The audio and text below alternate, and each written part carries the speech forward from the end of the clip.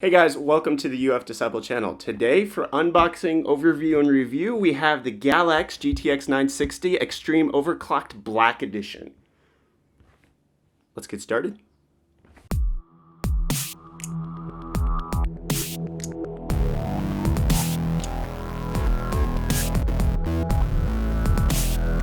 Alright, so let's go ahead and unbox this thing. There's a little gap right there at the tape, so this is easier. Oh, look at that. Oh, I didn't even have to struggle this time. Wonderful. Nothing on the front. Flimsy box after you take out this one. There we go. Let's pop this open.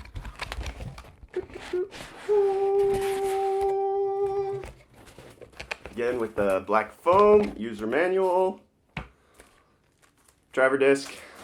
Download it from NVIDIA's website instead of, that was choking me, instead of doing it off the disc because it's probably out of date. Molex 2 was this 8-pin, then a DVI to VGA adapter, and then another Molex to 6-pin.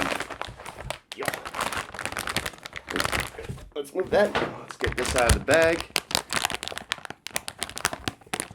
Caution, static sensitive devices not to be handled by unauthorized personnel. How do I get to be authorized? What? Unauthorized personnel. Who is authorized to unbox this and to unbag this? Oh no, okay. Oh, okay, I see what that is. Okay, so I was having trouble getting this out of the bag because right here are some I don't know what to call them. Points? Points, they're points. And they were stabbing the bag, so it was kind of difficult to get out. So, yep, Galax GTX 960 EXOC Extreme Overclocked. Look at that. That's like a, I don't know, green? Kind of like a camo green finish.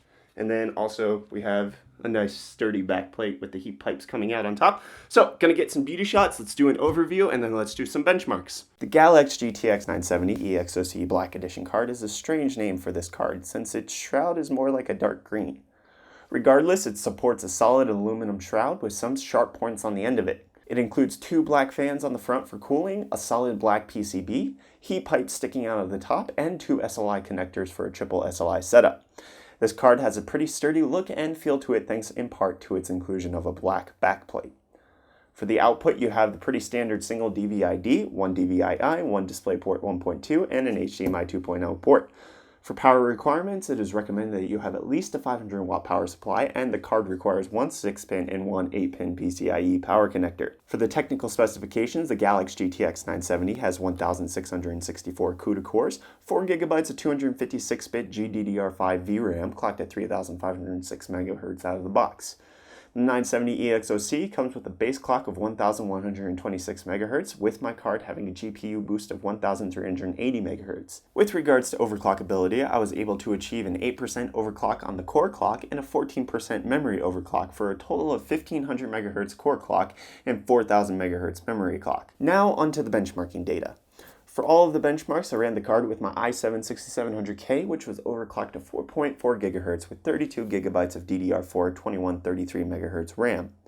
I tested a variety of games at the highest graphics settings possible in each game with the resolutions of 1920 by 1080, 2560 by 1440, and 3840 by 2160 for 4K. I tested the GTX 970 with Batman Arkham Knight, Crysis 3, Far Cry 4, Grand Theft Auto 5, Middle-earth Shadow of Mordor, Tomb Raider, and The Witcher 3.